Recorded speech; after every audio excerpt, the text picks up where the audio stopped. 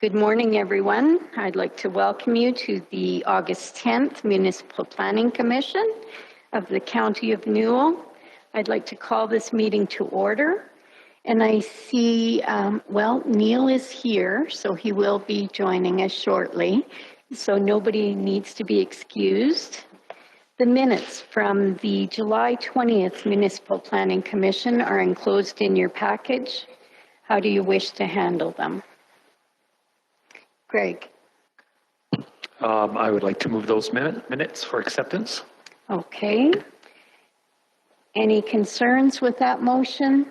Discussion? All in favor of Greg's motion? That is carried then. Any post-agenda items? Otherwise, a motion to approve the agenda as presented. Holly. I'd like to move the adoption of the agenda. Thank you. All in favor of Holly's motion? That is carried. We have a subdivision and appeal board decision report for information, I assume. Would that be correct? Thank you, Jeff. Are there any questions or comments regarding that report? Holly.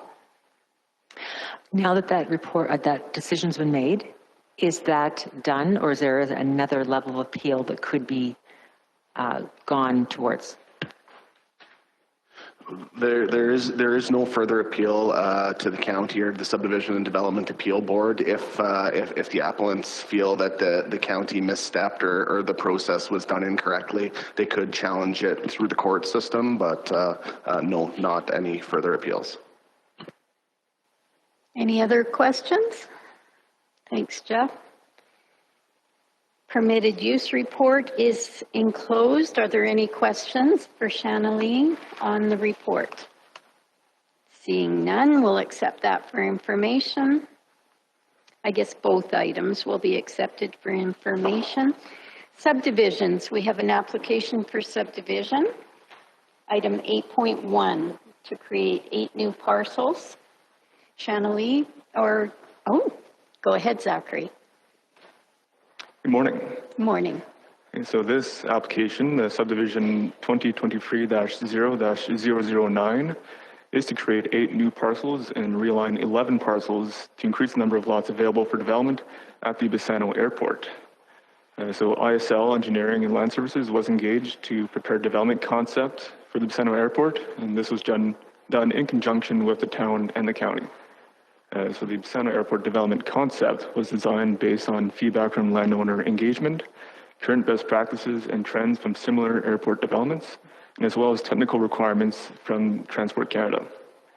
And the purpose of the development concept is to respond to current and future market trends and user requirements with the goal of encouraging economic development opportunities in a flexible framework that can accommodate changing needs over time.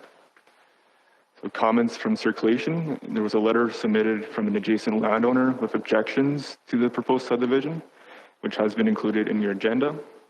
Alberta Transportation has granted approval for the county to waive sections 18 and 19 of the matters related to subdivision development regulations. And Pioneer Gas has applied an email response has been included in your package. Reserve is not required for the subdivision because it was a reserve was previously registered against the remainder of the half section where the airport is located as a deferred reserve caveat back in 1978. And the subdivision recommendation here is that MPC approve with conditions the subdivision at the Bassano Airport for the following reasons. One, that the proposed subdivision is consistent with the South Saskatchewan Regional Plan and complies with the County of Newell Municipal Development Plan and Land Use Bylaw. And 2, that the subdivision authority is satisfied that the proposed subdivision is suitable for the purpose for which the subdivision is intended pursuant to Section 7 of the Subdivision Development Regulations. So we are available to answer any questions, and Amanda Davis, the CEO of the Town of Bassano, is here to answer questions as well. Morning, Amanda. I didn't see you sitting behind the chair there. Yeah. Thank you, Zachary. I have a question. The map the second map in our package shows 6 lots, and yet the application is talking about 8. Can you help me with that, either Amanda or Zachary? Okay. So you're referencing the 6 numbered lots in red? Yes. So those lots are existing. Okay. And then those would be readjusted into the 5 larger lots that you see. So the map that we should be looking at is the one that, the one that you had on the screen Which to has show us disappeared. the 8, the new 8.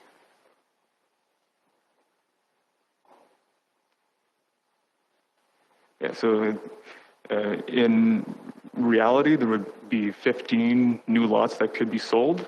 The 18 comes from the fact that the free taxiways are being extended as well and are considered parcels. Okay. So possibility of 15 new lots, correct? Okay. May I give a little bit of extra background? Please. Okay, so currently all of the lots at the airport have sold, and we had those 6 small remaining lots. They're not meeting the needs of current hangar developers now, so really what we're doing jointly with the town and the county is making that area more developable. So in the report that we did with ISL, we created larger lots, and we've also allowed for the dual hangars to be put in to use this more as an economic driver moving forward. As mentioned, we don't have any lots that we could sell that are suitable right now. So the realignment of this also gives proper taxiways, which we didn't have out there either. Should this subdivision be passed, then we would be moving towards looking at the cost to physically do the actual development out there and make the lots available. We do have 2 people waiting to purchase lots now that we've asked them to hold off until we completed this portion of the subdivision. One of the advantages about the Bassano Airport is that you can actually physically purchase lots, whereas most other airports in Alberta, as far as we understand, you can't buy the property, you just lease them. So that's made it more advantageous for flyers that want to be developing in the area. So that's the purpose as to why we're here with the subdivision today. Thank you. Thank you for that. Another question in response or in question by one of the local residents is there any control, are there any controls in place? I'm not a flyer, so I wouldn't be able to come out and buy a lot, would I? If I was, not a flyer, so using it for storage or for other purposes? That's a good question, thank you. So one of the things that we're jointly going to work on after is a new district for the Bassano Airport. As you know, the town has redone our land use bylaw and the county has also redone theirs. We're going to be looking at what are the proper uses to be at the airport. There has always been an allowance for some lighter industrial that is associated with flyers. We are working with the property owners in that area, specifically at the airport, and other flyers to ensure that we're creating compatible uses. We do hope to expand on some of the uses where we possibly include, some living quarters in the hangars, but that's something that has to be investigated further once we get through the subdivision side to create an appropriate district. Thanks for that. Are there any other questions of MPC? Amanda? And then Greg? I'm just looking at the Pioneer Gas Co-op, and they were saying, however, depending on the demand of hangars are added, there may be a future supply issue. Will you be addressing that? Well, I hope so. That's something that's going to have to be designed once we, worked out once we get to the design phase of, are we going to put in all 15 lots? Are we going to do 3 lots? Or are we going to sell the land vacant and the people that move in have to build out? So we're just not at that phase yet. Greg? One of the letters of concern that came up, which parcel of land and which home site is the Lunseth's? I guess it would be on the Right there, the area where map. the cursor is. So Okay. it's actually labeled as proposed our future development possibly, but right now that's farmland. Okay. Okay. And it's owned by a separate owner. It's not owned by the town, so it's future for sure. Okay. Any other questions? Go ahead, Holly. Just in regards to that letter of the concerns, yeah, it's not really addressed in the MPC report. Are you looking at addressing those concerns specifically in the planning?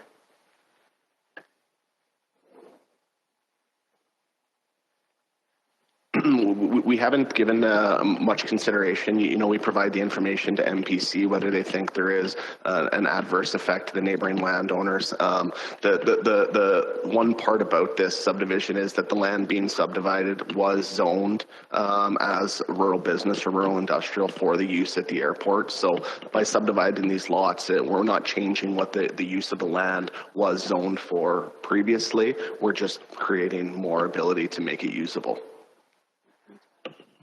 And then also, just as a reminder, we already have the 6 lots out there, so they could have been sold prior to this subdivision for development, and we're just making them more suitable for actual size of these hangars. Thank you. Any other questions? Neil? I think it's an excellent idea, and I'll make the motion to approve it. Okay, thank you.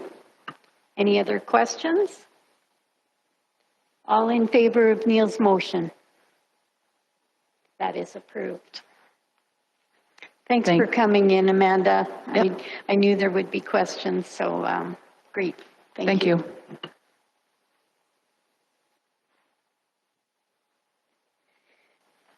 9.1, moving on to Amoto Acres. Shanley will take this one. Thank you. So the 2 development permits that I have on the agenda today are both for shipping containers, and they're both for Amoto Acres. The reason why we are seeing a lot of these shipping containers recently is because that our assessment has been in that area, and so they've been brought to our attention. So we don't normally go out and look for this type of thing, but when they're brought to us through assessment or through complaints, then when we reach out to the landowner to get permits. So that's why we're seeing a lot of these. Development permit 2023044 is for 2 shipping containers that are both being used for storage. There was no concerns from staff. There was no response from adjacent landowners, and we're recommending approval with conditions. Okay. Any questions? Holly? Given that one yard has 2 shipping containers, do we have a limit on how many shipping containers are acceptable in a subdivision? Shanley? We do not.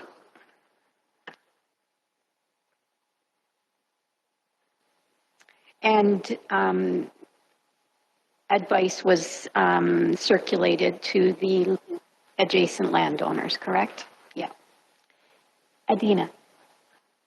I'm just wondering, this was discovered upon assessment. How often do we get around to an area for assessment? Like, how, these been here a while, or? Yeah, Jeff? Go ahead. 5 years, every 5 years. Yeah, it takes a while, and some of these containers have been there upwards of a decade. So somehow it got missed last time, but it's definitely caused a buzz out at Amoto acreages. Go ahead, Lynette. Thank you. On one of the past shipping container applications that we had, there was the condition that they needed to be painted. I didn't see that on here, and the picture only shows part of the shipping container. So are we making sure that we put that as a condition that they should not have big writing on them, etc.? I think the wording in our planning document is no advertising. Isn't that correct, Shanley? Okay. So, I mean, numbers like this is indicating, I think, are quite okay. Did you want that as added as a condition, MPC? I mean, that's your, it is in our development. Go ahead, Jeff. We've obviously MPC's seen a number of shipping container applications here in the last couple of meetings, and there's more to come based on some further assessment findings. We've actually had quite a few discussions internally based on the discussion coming out of the MPC meetings on shipping containers, painting. You know, we talked about the condition of it fitting in and assimilating to the surroundings, and we talked about that being a little bit loose and how do we enforce that and being very subjective. So we are internally working on some discussions that we might bring forward to council here in the next short while surrounding shipping containers and requirements, specifically in grouped residential living as opposed to the agriculture. Our thought in it, you know, we operate on, like Shanley says, a complaint-driven basis. That's when we find these things. That's when we go enforce these things. And the meaning and the use of the discretionary permit is so that the neighbors do get to it's circulated to them and they do have the opportunity to provide comments. So when we don't get any comments for neighbors, we're not sure how many conditions we should implement on it, or if it's a wish of council that all shipping containers in the county be painted a solid color. So we're having some internal discussions about that right now and hoping to bring some options forward for council to consider on maybe more straightforward ways of allowing these to happen. But right now, like I say, we do depend on the discretionary process. We circulate to the neighbors and we build conditions based on the comments received out of that and get that in front of MPC for consideration. But there will be some more thoughts around this here in the near future. Look forward to it. Dina. And there's no penalty, right, for putting in a couple of shipping containers without permission or, right? That's a great question, because that was another discussion Shanley and I had just this morning. Historically, in the schedule of fees bylaw, people that did not get a development permit in advance of building or doing a development would pay double the permit fee. We've since deleted that out of the schedule of fees. So no, there isn't a real hammer or punishment for not doing things right. And, you know, I think we're going to have some more discussions about that leading up to budget and schedule of fees discussions here for 2024. Holly? Two thoughts. One is someone's asking neighbors for their feedback can be difficult because you don't want to cause a problem, like the shipping container, the advertising or writing, but you don't want to say too much. Secondly, why was the development permit penalty removed from the schedule of fees? I would say possibly even before this council came in, or maybe the year that this council came in. When did we stop charging double? Do you recall exactly, Shanley? It was probably about a year ago, so after this council was in. Okay. Do we know why we did that? No, I can't answer that right now. But like I say, you know, all of this and these, you know, hindsight permits are raising a lot of questions and creating a lot of internal discussion. You know what I mean? The whole part of the process is to mitigate adjacent nuisances, make sure you can live beside your neighbor and not have to look at what you don't want to look at or what MPC deems as a hindrance on the enjoyment of your property. But the other part of it is providing safe developments, and it's the construction safety codes portion of it, the building permits, the gas permits, and I know shipping containers aren't, you know, real intrusive on those types of permitting, but we talk about buildings that people build without getting permits too, and we got to build a system that treats these equally and have equity in what we're doing and how we're enforcing things. So definitely going to be some discussion around that here before schedule of fees comes back. Good conversation, good topics. How do you wish to handle this application? MPC, Lynette? I'll make the motion to approve this application with conditions. Okay, thank you. Any further discussion? All in favor of Lynette's motion? That is carried then. Shanley? Thank you. Development 2023051 is for one shipping container in Amoto, and it is also being used for storage, and we're recommending approval with conditions. Again, there was no issues from staff. There was no response from adjacent landowners. Okay. Questions, comments? Adina? I'll make the motion to approve with conditions. All right, thank you. Anything further? All in favor of Adina's motion? That is carried. Thank you. Other business, post-agenda items, there were none. Any reason for in-camera conversation? Seeing none. We have some information items.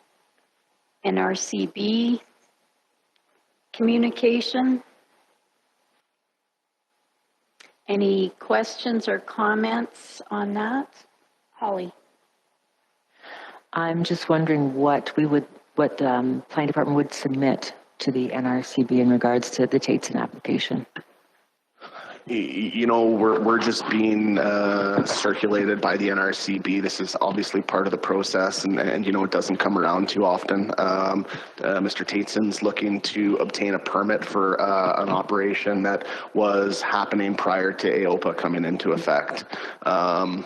So I think it was 2,500 finishing here and if this goes through and is allowed, then he will be granted that permit under AOPA. We're on the circulation list for this type of permit, another one of those quasi-judicial boards. So they are asking us to submit any comments or concerns by, I believe it's the 17th of August. So if there are any concerns from the Planning Commission, we can definitely draft something and get it back. But if there are none, then we'll leave it there.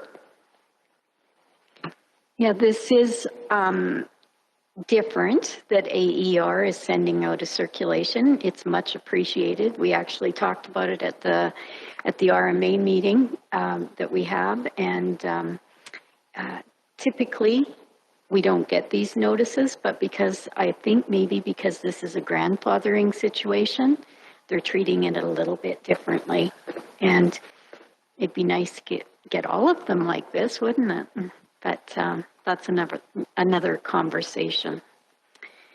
So it's there for your information. Question period. Are there any questions?